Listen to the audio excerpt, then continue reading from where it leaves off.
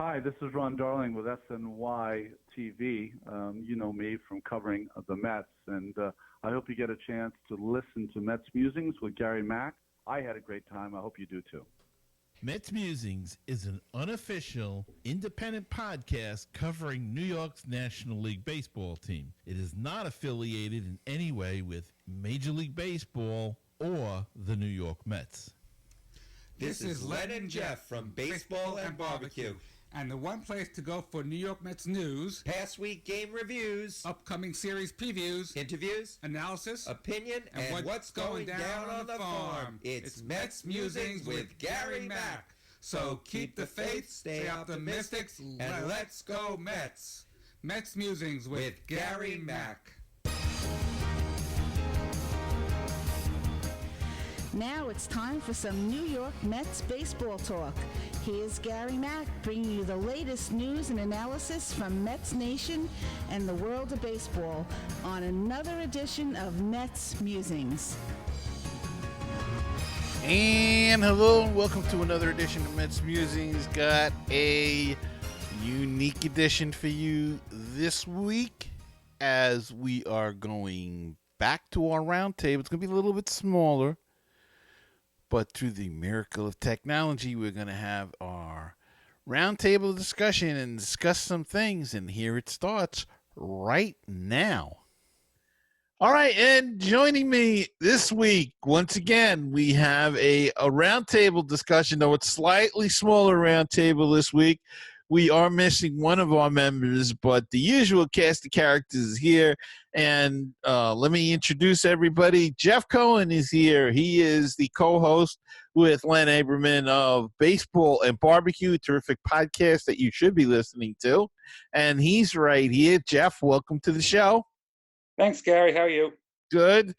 And also joining me is the man that was here 10 years ago when we first started this fiasco, and he is Barry Newman. And Barry, welcome to the anniversary show, I guess, of Mets Musings. Hey, guys. Happy anniversary, Gary. Happy anniversary. And I guess I can wish myself one, too, since I was there for the first one. There you go. And before we get started on everything, I'd like to say we have a couple of players, I'm going to say, a couple of people that are fans of the show that are down and out right now. As I said, Len, who's usually on here with Jeff, they usually join our roundtable discussion. He's down with, we believe, the coronavirus, but we're not quite sure. He was told, I believe, that he had it. So, Len, if you're listening or when you listen to this, get well soon. We miss you, and we want you back 100% healthy. And also our good friend Sean over in England, he posted on Facebook that he was going to be off Facebook for a while because he has come down with it. So, Sean, if you get a chance to listen to this or when you get a chance to listen to this, please get well soon. Our thoughts and prayers are for you in a quick recovery and feel better soon. Somebody that's in a recovery mode now is Noah Syndergaard, guys. And Syndergaard, as Barry predicted for a number of years, had to have Tommy John surgery. And it's caused quite a bit of controversy. So what do you guys think about that, Jeff? Well, yeah, as a Met fan, as a fan perspective, I am happy he got surgery. On a human perspective, was it necessary? Who knows? I know it was done at an outpatient clinic in Florida, so it wasn't in the big hospitals that have all these patients, but obviously use masks and gloves and gowns. So, like I said, as a fan, I'm glad he had it done. Personally, as a human being and member of society, was it necessary? Who knows? But it's done. And hoping but does it really matter? Because we may never see him pitch for the Mets again. Yeah, this is true. Barry, your thoughts? I agree with Jeff. It's a very controversial issue in these times, but according to the facility, it was necessary for him to have the surgery. Otherwise, he was risking nerve damage to the elbow, which would pretty much be the end of his career, or at the very least delay him returning to the mound for the Mets or whoever. What really got to me was the social network vitriol which was tossed at Syndergaard for having this surgery. And I can't help but think that a lot of it was because they just don't like the player. And if it had been Jacob deGrom instead, you would have seen a completely different tone on social network sites. It shouldn't matter whether it's deGrom, Syndergaard, or Roger Clemens, for that matter, who gets the surgery. The answer really should be the same. They describe it as essential surgery and not elective surgery. But I do understand how controversial it is at this point in time. And I know that Dr. James Andrews has shut down his practice and is not performing any surgeries like this. But it is a controversial topic, so I can understand why people who may be waiting for elective type surgeries and can't get them would be a little upset over this. Yeah, I guess, yeah, it's another example. People will say that how the rich and sports stars can get things done, but it's a tough call. You don't, as Jeff said, as a fan, you're happy that it occurred because it gives him a chance to heal and maybe come back and pitch again for the Mets next season before his contract or before he reaches free agency. But that's a crazy thing in my estimation that they even agreed to, the owners and the players, because to me it hurts both sides, this giving credit for the season no matter what. It's going to kill both guys. I mean, take like Porcello and Waka. They may never throw a pitch for the Mets if there's no baseball this year, and they've got a contract, and they may or may not get paid on the whole contract. But how does it help them next year going into a free agency? And what about the Dodgers, or for that matter, any other team? But the Dodgers made a huge trade to bring in David Price and Mookie Betts. They'll have David Price, I think, another couple of years. But Mookie Betts can walk at the end of the season. So if there's no baseball, the Dodgers lost a lot of young talent to bring in Mookie Betts, and they'll never have an at-bat with them. So I was really surprised. Plus, how does it help Mookie Betts' negotiations next year? Yes, he's got a track record, but an older free agent, it's not going to help at all. So if Syndergaard doesn't throw a pitch in 2 years, how is he going to expect to get a large contract? It's a confusing thing for me. Jeff? Okay, well, before I answer that, got a message from Len, and he says he tells everyone he's doing better, and he appreciates everybody's well wishes. Oh, terrific! Yeah, Len's my brother from another mother, so yeah, wish him all the best. We love Len here, so we're glad that he's feeling better. Yes, we do. In terms of the service time, I think the owners caved. They didn't want to fight that battle. They, I guess, because they don't want to. They're going into a new CBA. After next season? I'm not sure. This season or next season. Yeah, soon. But they didn't want to fight that battle. There's already enough antagonizing going on both sides. The owners got reduced the rounds of the draft to 5 rounds. 5 rounds, yeah. So they're going to have less replenishment, I guess. But in terms of major league players, age is going to keep going. So Waka's going to be a year old. Purcell's going to be a year older. Mookie Betts has youth on his side, so I don't think he's going to be hurt all that much when he goes to free agent. And who knows, the Dodgers just might sign him. But that's the thing. And the owners were not going to give up the players were not going to give up that service time. Owners caved, and they just figure. And by the way, they're getting paid through May, I think. And then we'll see who knows what's going on after that. Barry, your thoughts?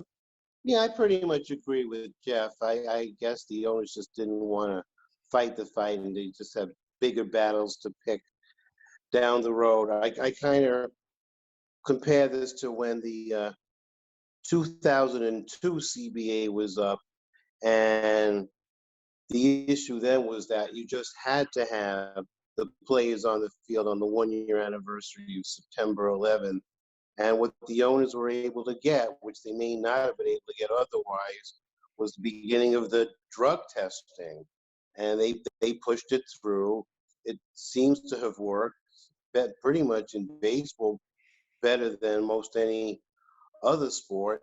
They had nothing before that, and now they have something that seems to be working. As far as what's going to happen with Mookie Betts and the other free agents, what can you do? It's right now, all of this is so up in the air, whether or not we're even going to have a season. I heard Ron Darling on the Fan yesterday, and what his thought was that each and every day he gets less and less optimistic, though he tries to stay positive about the sport being played this year. But every day as the numbers keep getting worse, it's hard to see them being on the field anytime soon, if at all, in 2020. And boy, this virus has really caused quite a havoc, as we all know, not only in our sports lives, but everybody's personal lives are just so different. And it must be tough for a professional athlete, as you say. Time marches on; they're getting a year older. Even a Pete Alonso, he's going to be 25. He's not going to be 24 anymore or whatever. Nope. You hate to lose any time at all, but it's safety and precautions. And will we see any baseball? I mean, now they're talking about July the 1st as a tentative date, or that date's been floated out there, I should say. Nothing official, folks, but people have written July the 1st. July 1st is feasible. I think you can still get a half season in. It's usually the traditional all-star halfway break. I guess we're not going to see an all-star game this season, that's for sure. Nope. I don't know. Any thoughts on that? Well, let me put a little plug in for Baseball and Barbecue, because I did speak to Jared Diamond, who the podcast is going to be released this Saturday. And when I asked him about baseball season, he goes, nobody knows when it's going to start. So anything you read or speculate, nobody knows. Personally, I hope they get a half a season in at least. Start in August, you can go 3 months, neutral sites, warm weather, and then play the playoffs and World Series in November. Now, I give you the Jeff Cohen plan. Would be to have all the National League in Florida and all the American League in Arizona. You stay the old divisions, get rid of interleague play in the stadiums where they are now, and then you have the World Series played in Texas, in a new stadium there. So and that they can expand the rosters, play a couple doubleheaders. They can get a half a season if they start in August, but it's up in the air. They might not even start at all this year. Barry, what's the Barry Newman plan for the MLB season? All right, Jeff. Well, great mind. Oh, we've got a little freeze here. Everybody's frozen. Nobody's around. Now, where my plan differs a little bit, it would be having the 15 teams who train in Florida basically play a regular season out as one league, while the 15 teams who train in Arizona play their season out, but all their games would be played in Arizona. And what you would basically end up having would be about an 84 to 90 game season. It would be less travel, of course, for the players, because they could probably pretty much go anywhere they want by bus. If you have to play in empty stadiums, so be it. Of course, the governor of Florida kind of put a little kibosh on that for now anyway by shutting down the state. But we can certainly hope by August 1st at the latest that we've got this hideous virus under control a little better, and then it might just be feasible to have what would amount to half a season. If they're not on the field by August 1st, I don't see the point, but hopefully they'll be able to have started up by then. So Sorry.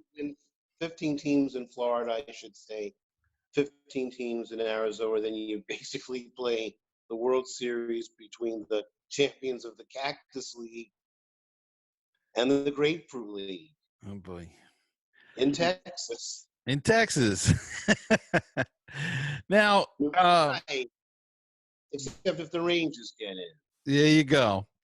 Yeah, Texas be a great place. It's a brand new facility. It's a dome stadium. It's got everything going in its favor. So I'm okay with that. And do you pursue any players now? I mean, is there any rules about signing anybody at this point in time with the loss of Syndergaard? Should the Mets consider bringing back the Dark Knight? At a minor league contract, why not? I'm not a big fan of bringing guys back. It rarely works. They even brought Tom Seaver back, and they stupidly let him go. Yeah, well. But I think I saw an interview last year, the year before, with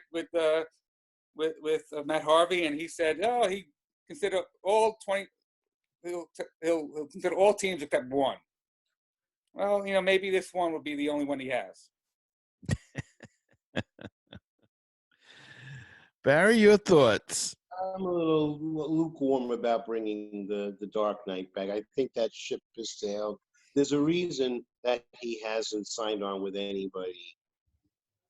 Now, maybe a season without anybody playing might change it and he'd be able to rehab.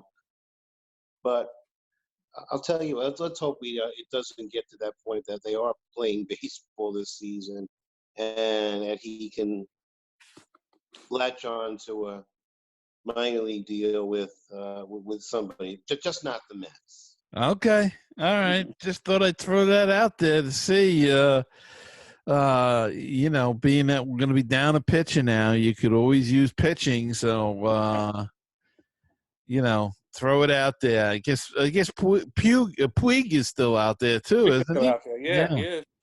Amazing how some of these guys are still out there, and I don't know what that. Free agency was very vibrant and strong this year, so I don't know what that really says, unless you've got to have a little bit more talent to play and. It's interesting because they're talking a lot about versatility, and yet we still have the DH law or rule, which is the complete opposite of versatility completely.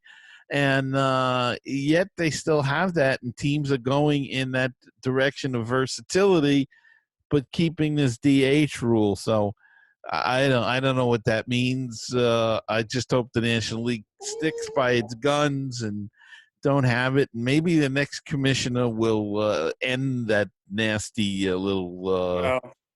I love your sentiment there, Gary, but I have a feeling it's coming. It's coming, and I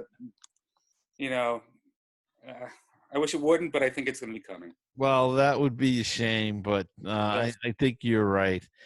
Well, something else that's actually is out already. It's not coming.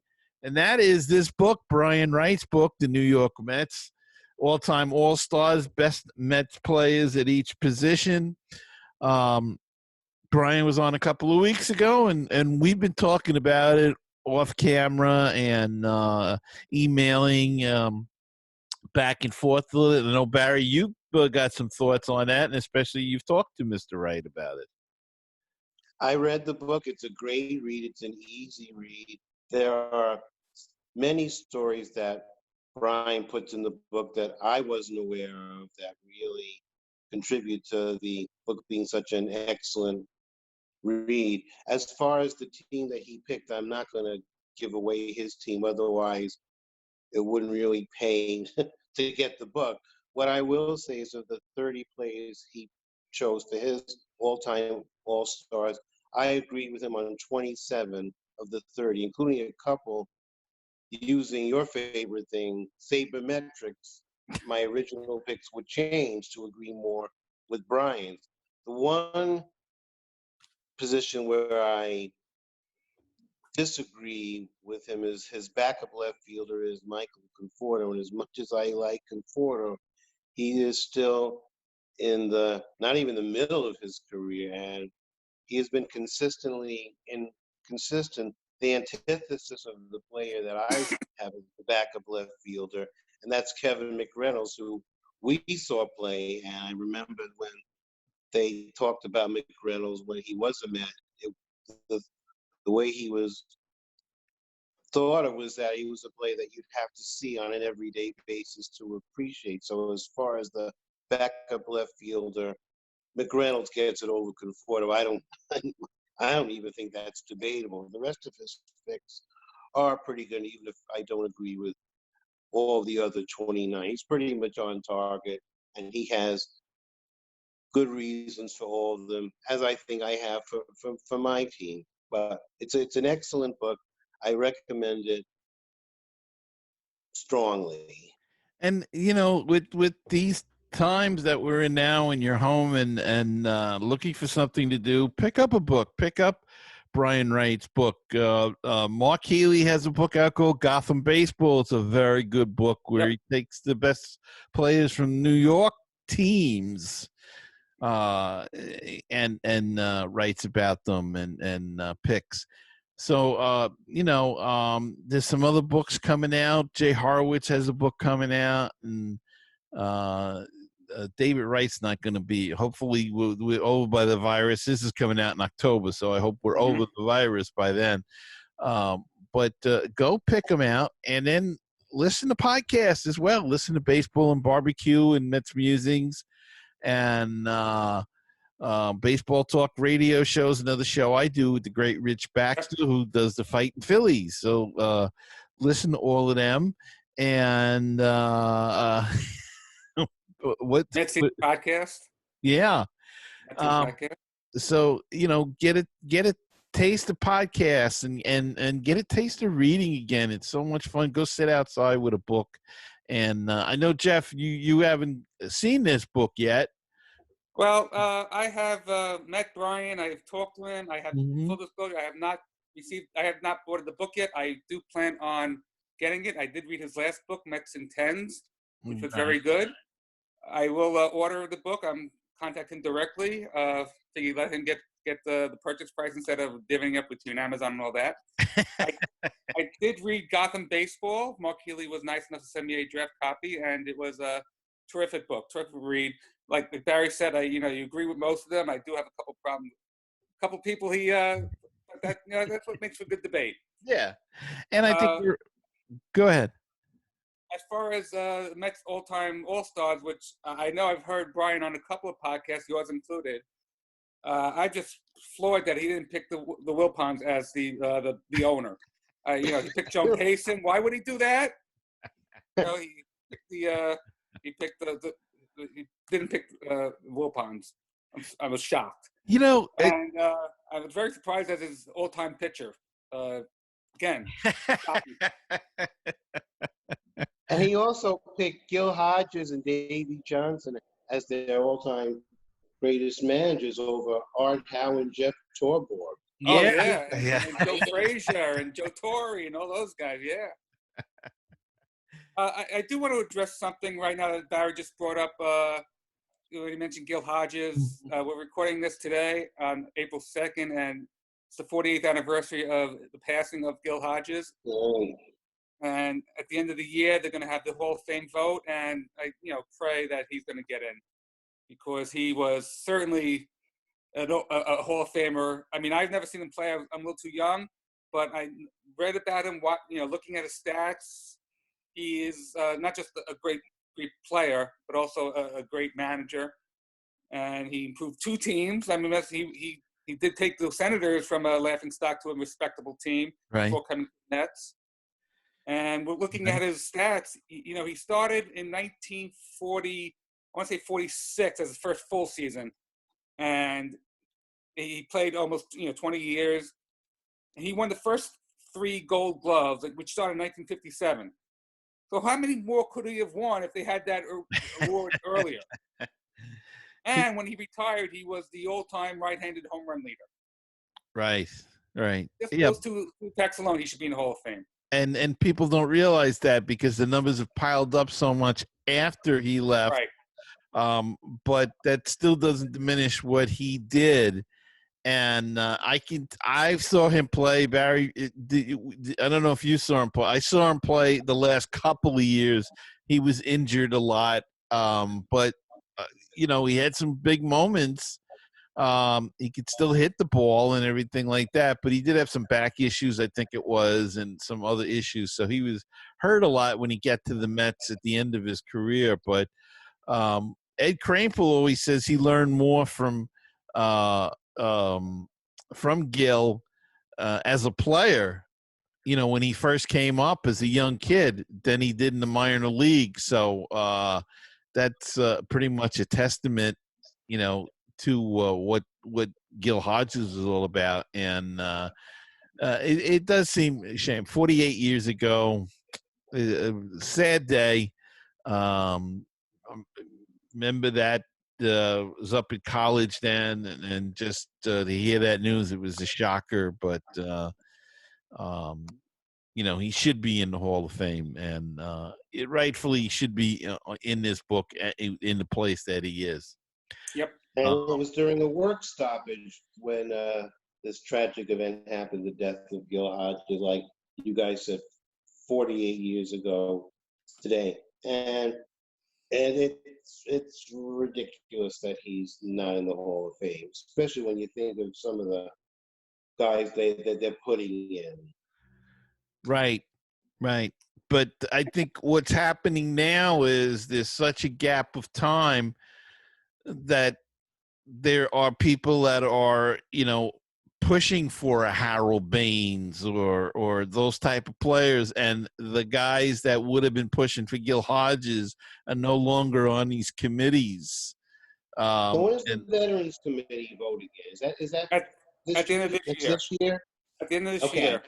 And every once in a while, I put on Twitter to the Baseball Hall of Fame Twitter site, Gil Hodges for Hall of Fame. I do that every once in a while, maybe once a week, just to, get them remembered. Hopefully people see it. Yeah. My little part. It's just, it's a shame that this baseball season is going to be so splintered, because otherwise you could try to mount some sort of campaign, to push one last big effort to try to get him in, if you will. But now with the season so splintered that that even something like that becomes very difficult. Yeah, and just one other thing I want to mention, that he should go and for being a humanitarian, he was so instrumental to bring with Jackie Robinson. You don't read a lot about that, but in books about Gil Hodges, he was so instrumental with Jackie Robinson. And there's a terrific biography out again about Gil Hodges, and the name of the guy escapes me. Quiet Man. The Quiet Man, I think it's called. Man. There's a couple of them out there. I think there's another one as well. And either of them, you should pick them up too and read about it. Terrific ball player, and as Jeff said, terrific person. Was involved in the Little League in Brooklyn when he lived there. He lived there, by the way, all year. Mm-hmm. Even when he went to Washington, he kept his house in Brooklyn and came back in the off season. And his wife still lives there, and she's got to be really up there in age now. But terrific people, and let's hope he gets in this time. Or is going to be it's a travesty if he does not. Right. And Jeff, if you want, I'll give you the book. I'm finished with it. Oh, okay. Okay. But as Barry said, it's a terrific book, and it's one of those books. It's you can skip around if you want, which is nice, which is always good. You know, you can look at the pictures of the second baseman. You don't have to follow it. You know, but it is. He's got a lot of great stories in there. So go check it out, and or maybe we can just circulate Barry's copy across the universe. Anyway, we are at the beginning of April, yesterday being April Fool's Day, and probably one of the biggest pranks of all time was put out by the Mets in, I believe it was 1985, and that, of course, was the Sidd Finch April Fool prank, whatever, that was quite elaborate for the times, I guess. It was a whole Sports Illustrated story, and who wants to take a shot at that? Well, I can just say that in 1985, Sidd Finch was a phenom, threw 168 miles an hour barefoot. A famous picture on Sports Illustrated. And meditated and was supposedly some kind of weird mystical character. Right. And they built this up even to the point of having somebody throw a ball or behind a curtain bullpen, and you could just hear the pop of the ball and stuff, and quite elaborate, and it was a hoax and one of the best April Fool's jokes of all time. Yeah. Yep. Barry, any thoughts on Sidd? I didn't really wrap myself around the Sidd Finch story, although I did read it in Sports Illustrated. I mean, back then, Sports Illustrated was the magazine to get. This is pre-internet. I mean, there was life before the internet. I know a lot of the listeners won't believe that, but that there was. I know, right? Yeah, we used to get our information from newspapers and magazines, believe it or not. Sporting News, Sports Illustrated. Yeah. There you go. Now I don't even know that they publish them anymore. I think it might be all online. Oh boy! And there's special issues that they do put in the newsstands. Yeah, yeah. So I'm looking forward to the Jay Horwitz book. Just to let you know, in season 1984, I was an intern in the public relations department with Jay, and he was quite the character. So I'm sure his book will be very entertaining. Okay, and maybe he'll mention you. I doubt.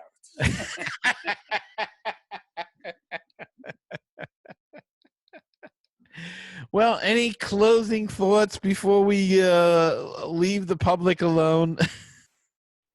Yeah, Gary, I want to congratulate you for making it 10 years into podcasting, and to congratulate you on all the wonderful guests you've had. And the Thorne McHenry interview you had a couple of months ago was one of the, if not the best one you ever did. I actually heard him, and then about an hour later, I heard him on with WFAN's Evan Roberts, and your interview with him was as good, if not better, than Evan's. And he's on a 50,000 watts radio station, so that's your next step. And as far as baseball and barbecue, Jeff, your last show was a terrific show, and I have to agree with what Greg Rempe, your barbecue guest, had to say about how is Guy Fieri in as good as his Triple D show is on the Cooking Channel. It's not really barbecue centric. So how does he get into the virtual American Barbecue Hall of Fame, but a guy like Michael Simon does not? Well, thank you. I'm going to give all the credit for getting Greg Rempe to Len Aberman. He did a terrific job, and yeah, he agrees with you with Guy Fieri being in the Barbecue Hall of Fame. And and take a listen to the podcast. That it was a great one. Along with Gary's, which he had just John Matlack on, which I really enjoyed.